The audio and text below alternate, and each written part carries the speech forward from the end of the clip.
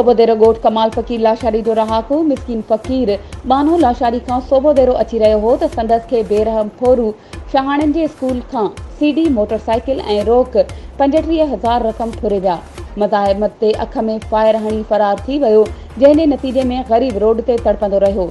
उन मौक़े ते राणीपुर पुलिस पहुची हिक फोरू खे गिरफ़्तार करे वरितो ऐं क़रीब पोरियत खे गम्स इस्पताल पहुचायो, जितां हैदराबाद रेफर कयो वियो ऐं अख जो ऑपरेशन करे गोली कढी वई, जॾहिं त अख ज़ाया थी वई।